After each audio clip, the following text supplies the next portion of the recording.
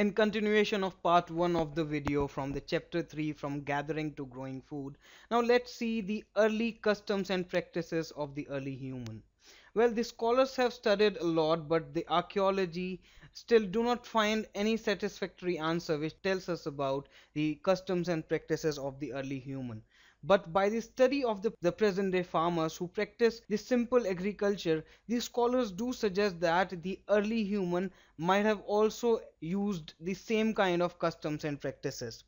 Now let's see what the present farmers are using and what they are doing.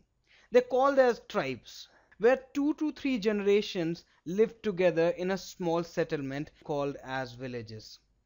Most of the families are related to one another, and collectively they are called as tribes. That is, in a whole village, the people who are living, they know each other and they exist with certain kind of family relationship. That is, one know other, the other know other, and like that. Hunting, gathering, fishing, farming, herding are simple and common method which they are still using with primitive means. They are not using any kind of new technology. So it is expected that also those people, the early human, might have also used all such kind of practices. Here we see that the women, they do all kind of agricultural work. For example, the ground preparation, the sowing of seeds, looking after the plants. They also look for harvesting of grain. They also go for threshing, husking, grinding grain, all those activities which a man do not do. It's the task of the women in such kind of tribes. The children work for both the parents, that is the mother and the father. They help the mothers in activities like they look after plants, they drive away animal and bird from the plant so that they can be stored further, they can live long. And as far as the men are concerned, the men lead a larger herds of animal in search of pasture, and the children, they help them in looking after for small flocks. They look for cleaning of animals and milking of animals. The men and women also do several collective tasks. For example, in making pots, in making baskets, in making tools and huts, the men and women work together. Similarly, in several cultural activities like singing, dancing, hut decoration, or village decoration, these women and men, they do come together and they come along. Similarly, in the tribe, we do see that some men are regarded as leader because of some or the other quality. For example, they may regard a person who's really old and experienced. They may regard a man which is young and have brave warrior quality, or they also regard people who are priest in the tribe. Similarly, the old women are also respected for their wisdom and their experience. The tribes have a rich and unique cultural tradition, and we also expect the earlier human might also have used all these things, that they have the rich and unique cultural tradition which include their own language, which include their music, story, paintings, and all those things. They also have their own gods and goddesses. What makes tribe different from many other societies is something that they respect for the land, they respect for forest, grassland, and water, and all those natural resources which they consume. They regard all of those things. The wealth is something which they consider as nature, and they have no meaning for any kind of currency as they do not use it at all. And there's also no sharp difference between a rich and a poor. In a tribe, all of them are equal. Now let's see certain specific sites where we have found the clues regarding the early man. The Mehergarh site that we have seen on the map of the earlier Neolithic age. Here the archaeologists have found several areas where houses are made in shapes of a rectangular kind of a block which has walls, and they have several chambers in it. They do suggest that they might have used all those things for something as kitchen, they might have used something as a storeroom, something as a living room, or something like that. The people of Mehergarh might have used all these rooms for these purposes. They've also seen that there was a system of burial of the Mehergarh people. They have found pits where the skeleton of human and skeleton of goats are found with certain other things.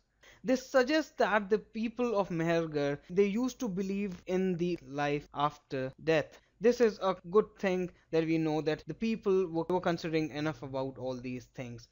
The archaeologists have found the broken bones of deer and pig, and in the below layers of the area they have found sheep and goat, and in the later layers they have found the bones of the cattle, suggesting that these were the animals that the people of Mehergarh were keeping with them. Now let's understand how the archaeologists say that the cattle existed earlier than the sheep, and the sheep and goat existed earlier than deer and pig. How do they get to know? Now let's see the earlier and the later levels in this particular term.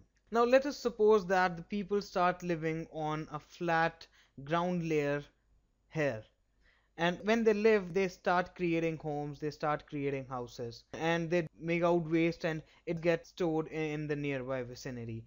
After hundreds of years it gets covered with another layer of soil or such kind of waste. They build more houses over the same waste, and they create another layer.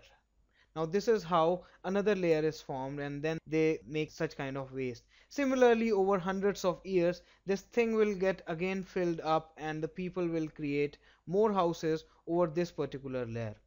And this is how they create layer over layer. And when the archaeologists find all these sites after several hundreds or millions of years, they dig this earth and they find that there are several layers, and they number them as layer 1 or layer 2, layer 3, and so on and so forth as they go deep down the earth. Hence they can tell that this particular place, that is the level 3, existed earlier than level 2, and level 2 existed earlier than level 1.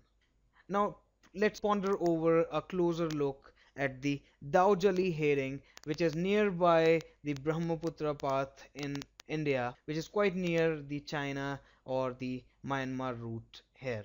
This is Daujali herring, which is in the northeastern part of India. Now let's see what we have found in this particular area. Here we see that the archaeologists have found the stone tools, which includes the mortars and pestles. Now how do the archaeologists suggest all this story, or the historians do suggest all this story whenever they found any kind of clue? Now let us see. When we have found a mortar and a pestle, it simply means that the grain was used in those areas. And when we see that the grain was used, we can easily conclude that they knew that how the grain has to be produced. That is, the agricultural practices were in vogue in those particular time.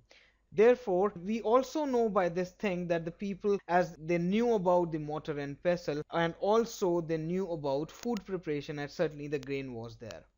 Also, the archaeologists have found the jadeite stone. It is a stone which is commonly found in China. So this means that they must have explored the route to China, and similarly the travel was common between these two areas. This is how the archaeologists find such kind of links between one and the other thing.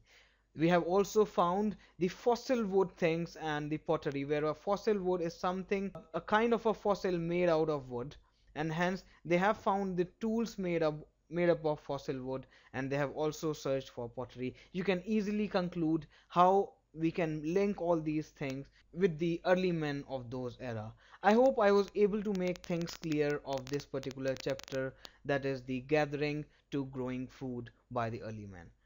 Have a good day ahead. We will be meeting you in the next video. Take care. Bye bye.